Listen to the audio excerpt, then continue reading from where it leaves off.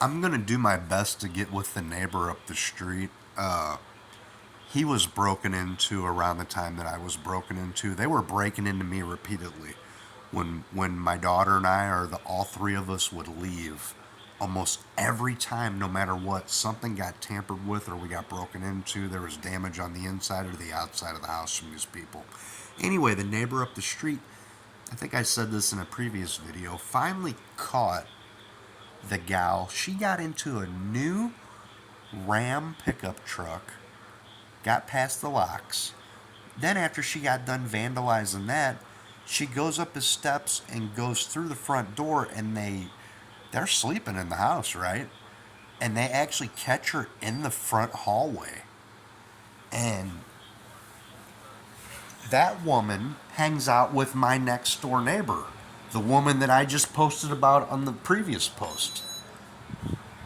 And the dude that they're hanging out with is like the little mechanic on the corner up here. So it's obvious he's showing these females how to get into these vehicles. I mean, look, it would be hard for me as a 51-year-old man who had body shop class and has spent his entire life around fleets of vehicles and had new vehicles every other year. It would be hard for me to break into my own vehicle, let alone into another brand that I've never owned, and it be a new vehicle. You know what I'm saying? You buy a new vehicle, you expect it to be secure. Now set that aside, and then think about how they're getting through these front doors. He's got her on camera, going through the lock. It's the same thing I told Walton County. I mean, it's one of those things. The police need evidence to react, and they did arrest the woman. But the woman that I'm dealing with right now, the one that called the police, 1:50 in the morning now, but about 4 hours ago, she called the police on me. They disappeared for a couple days. We didn't see any lights on or anything. The dogs are over there just going crazy. Like, the one dog was yelping, the other dog, I think, had a hold of it. So her favorite little dog out there, this little retarded half corgi pit bull mixed thing, Beagle, he attacked me one time. I've got video on my ankles of him attacking me with her there. Like, he tore my ankles all up. Anyway, I know that's her favorite dog, and he's like kind of a little bit of an abused dog. I grabbed a couple pieces of bread and a piece of cheese, and I went over and I flung it over, like there's a little pallet fence she's got. And I flipped it to him, and I flipped him an egg. I had a dog that died last year. I fed him an egg every once in a while for 16 and a half years. So I flipped him an egg and a cheese sandwich. The other animals are all locked in this portable building, right? So she calls the cops on me. Apparently she has no electric, no water, no septic, no building, no permits, no occupancy permits, nothing over there. But she's got a camera system set up over there. I'm telling you, 2 weeks ago I walked out the back door and the breeze was blowing from the west. The chemicals coming out of that backyard were so strong that it almost made me cry. It took my breath away. I was like, oh my God, this woman's over here cooking meth, man. So I go feed the dogs, right? Back to the story. So she calls the cops on me. So I had to get back in there and go on the footage and look, and almost every night she's had animals in my yard. She's got 6 dogs over there. She picked up another one. She's got like 4 or 5 cats. There's been geese over here and ducks and cats and dogs and goats, and I'm just still in shock. I seen a set of headlights pull up in my yard, and I'm like, what is this? Who's this? There's a cop. I walked out, and he was real calm, and I'm like, he goes, yeah, I'm asking you not to go on Carol's property anymore. And I go, what do you mean? Because I wasn't on there until broad daylight earlier. When I called the animal control, which is tied back to the police department, and I said, I haven't seen them over there for two and a half days. I said, the dogs are over here going nuts. I said, I walked over and threw the dog out in the front a cheese sandwich. I said, but I don't know what's going on. That was last night at this time that I called them. The animals were going crazy. And Like I said, I'm trying to document this because I have a video in here where you can see they're shooting from her camper over there. They shot my daughter's windshield. They shot my Mustang. They shot my fence post. They were shooting when we were going by. She's listening in the house. I'm assuming through the screencast, the kids were talking about going up and getting Chinese. She somehow got to the Chinese place before the kids, and all the EMS people were in there. All the ambulance people and stuff were eating. Victoria's like, yeah, she was up there. And I'm like, that's kind of odd. She's doing the same thing the other cat up the street was doing. So, apparently this neighborhood has got a bunch of meth cookers in it. And I think, like I told the Defuniak officer, I think they're trying to do counter surveillance. I think they think I'm 5'0 or something because I guess I drive a 5'0. I don't know. I don't know. I don't know why they think I'm 5'0. But it's kind of funny the way that they have kind of invaded our privacy again. I don't get it. It sounds super surreal, but I mean, I think I've proved this repeatedly, how the state of Missouri hired a group of drug addict motorcyclers to squash this case, man. The fuck, one of their extended people raped my daughter. It's still going on, man. It's still happening. That woman just tried setting something up here tonight with the police on me. While all the while, you can see on the video that I posted right before this, there she is walking into my yard getting her goat. Why would I think it's a big deal to go feed her fucking dog? I've never done it before. I've never fed the animal, but I haven't noticed anybody over there for 2.5 days. I'm like, see, I filed a complaint a while back about her, and they still haven't removed her. The other neighbors down the street filed a complaint about her twice. The other neighbor up the street filed a complaint about her to get her removed. She's living there with nothing. It was so bad last year when I walked up there, she started talking about, she's like, I'm trying to clean up. She's like, there's tons of rats from the dog shit. And I looked at her and I'm like, kind of gross. And I looked down and I had fleas on my ankles. The dogs are running everywhere. The kids look like they haven't had a bath in 3 days. And I'm like, Carol, you've got to do better for these children than this. You have to. I don't think any of this would be going on right now if the Division of Family Services would step up and put these children in a better home and give Carol a chance to breathe, to maybe get an apartment, to get her stuff together. But all they're doing is allowing this woman, these kids are going to turn out to be little criminals just like she is. Get this. I want to document this.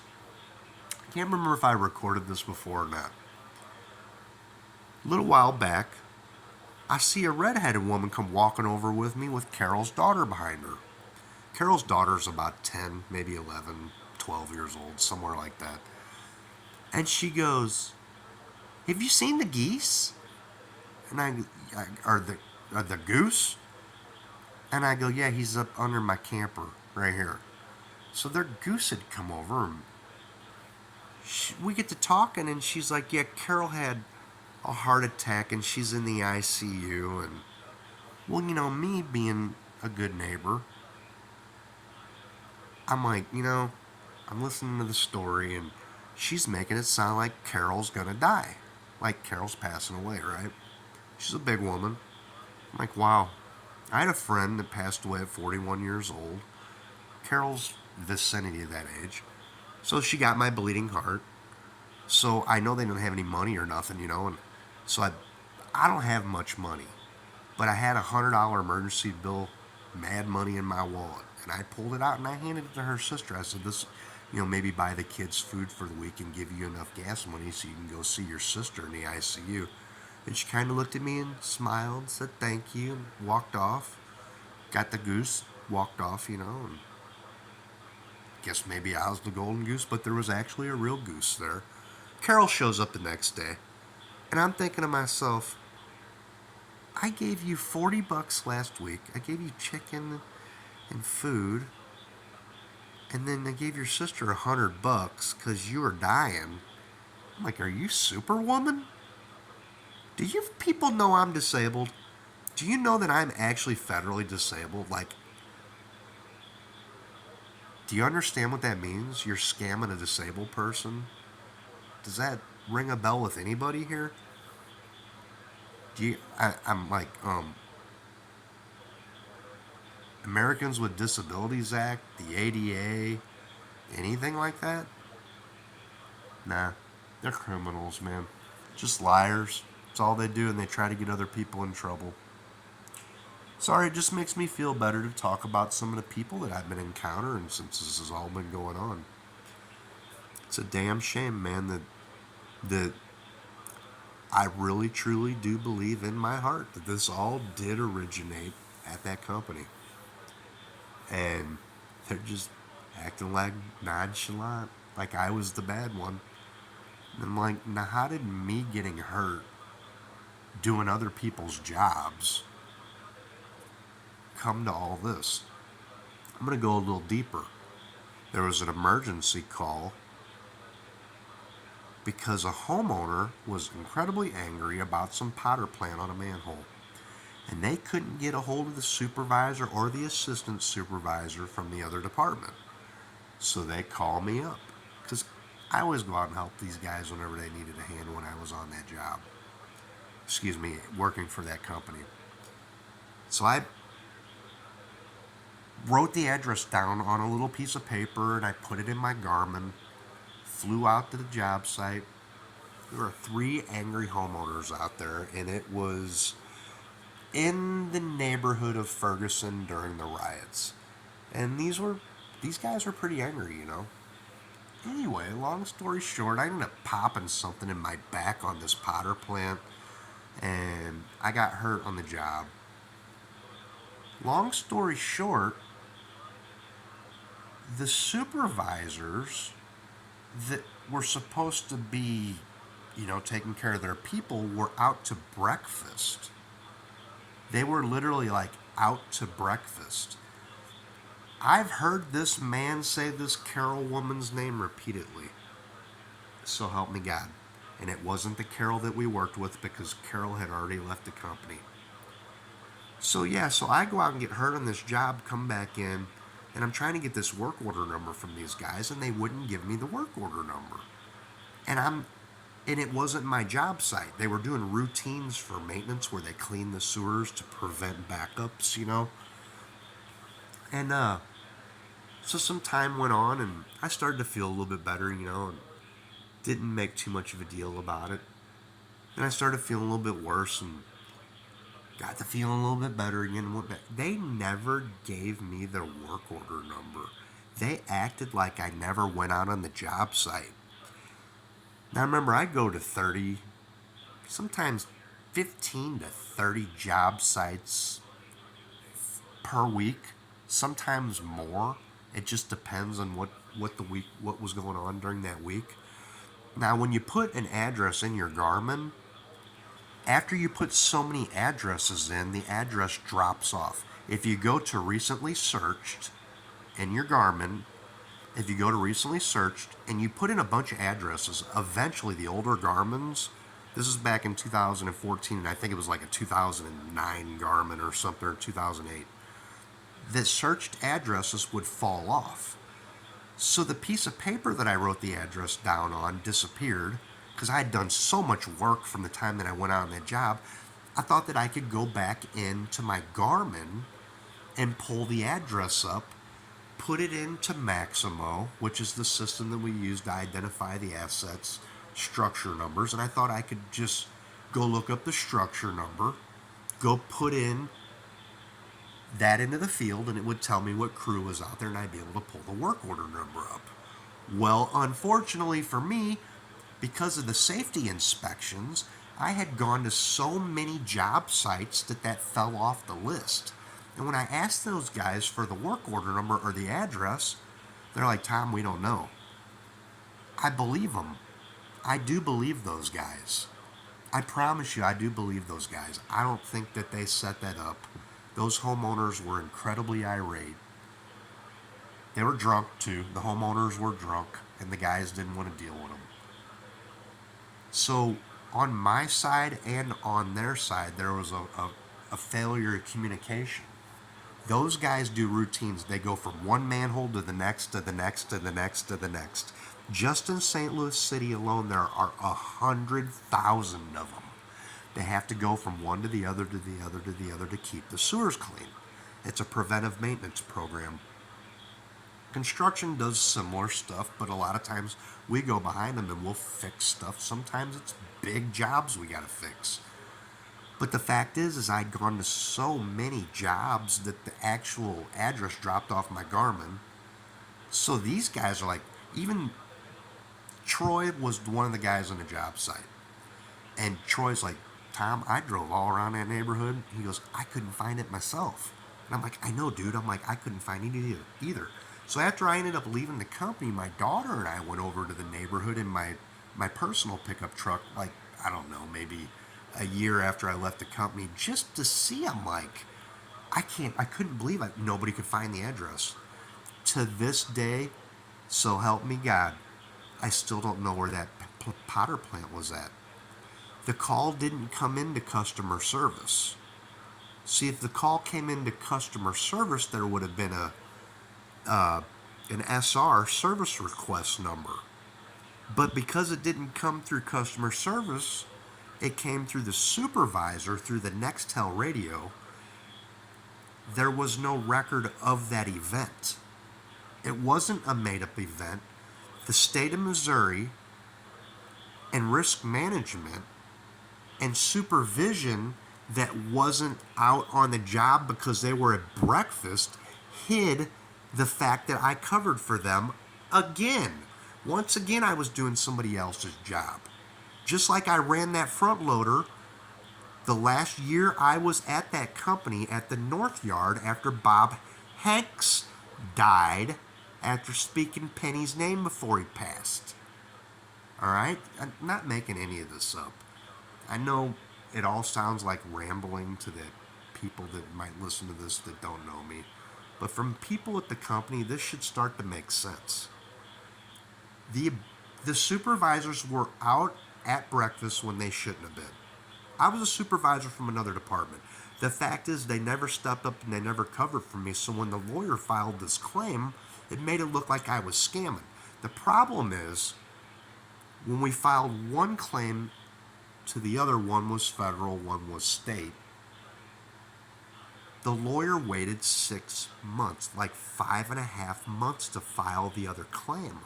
That wasn't my fault. I was under the understanding it was filed. Now, I'm going to upload this whole thing. I don't care if it takes an hour. Dr. Kibbe, Missouri Workers' Compensation, did not find the sledgehammer damage on my back. But Dr. Herford, after I got an attorney, forced an MRI where they found the 16-pound railroad hammer that slammed into my back, T6, broke the vertebrae. So, Kibbe didn't see nothing. But Dr. Herford found a break on splice 27. That's right between my shoulder blades and T6 or T7, one or the other. I think it's T6.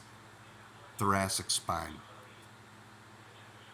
So, fast forward 4-5 years later to when I get hurt on my own, and the safety director tells me, you can go to your own doctor, we'll work with you, the law changed. Mike knew of my previous injuries. He knew, I believe, that he knew I was told I should retire by my personal doctor, and I was pushing it out. So, hold on, I lost my train of thought. I'm going to hit pause. Sorry, man. Chronic pain, I do that sometimes. I'm laying on my side and Anyway, so the safety director tells me, oh, the law changes, blah, blah, blah. So I go and send notifications out to HR, the director of HR, the assistant director, the directors, the yard managers, and I tell them I'm hurt. If I'm better, I hope you guys will have me back. And I wasn't being sarcastic. I didn't want to go through all the crap at Barnes Care. Now let's get back to what happened previously to me at Barnes Care. I was utterly humiliated at the Barnes Care place. They called me down there and made me urinate 7 times in 3 days. And out of those 7 urinations, 5 of them were in front of a male nurse. Not one of those tests came back dirty. On the last day, they actually had me in there in a gown. They made me walk naked in a gown, naked underneath, past all these firefighters into the bathroom with what appeared to be a homosexual nurse and stand there and urinate in front of this man 7 times in 3 days. Of course, when Mike Grace told me that the law changed, I could go to my own doctor, I went to my own doctor. So, back to the Dr. Kibbe, Dr. Hereford thing. Dr. Kibbe didn't find it, Dr. Hereford found it. Well, get this. Dr. Kibbe and Dr. Hereford went into business and opened up a spinal care place. Well, lo and behold, guess where the St. Louis Metropolitan Sewer District and all their genius and their lawyers send me for their evaluation? To Dr. Kibbe, who found there was no damage, but yet a panel of federal doctors, a federal judge, lawyers, my personal doctors, personal spinal care doctors all found this damage that Dr. Kibbe, who works for the state. So basically they took and stole everything from me. Not only did they steal my ability to work at the job, they stole my fucking wife. They stole my house with fake paperwork. They drugged and raped my little girl. They have fucking chased me all the way down to the lake, all the way down to Florida. And here I am, and I got some fat woman named Carol over here calling the fucking police on me, and nobody will do anything about it. Excuse me in my mouth. Dear God, please forgive my sin. I am fighting some of the nastiest, careless people, condescending, hypocritical, drug addict, nasty, selfish, violent people you've ever dealt with. Please forgive my mouth if I've offended anybody. I've been shot at, I've been poisoned, I've been humiliated by not only the love of my life, but by my neighbors, some friends, some family, some co-workers, some lawyers. And I'm going to say this to the public. Thank God for the federal government. Because if it wasn't for the federal government, these pricks would have got my little girl, and they would have made me, I would have been on the street homeless with all that medical evidence. And they would have sat back smoking their cigars like nothing never happened.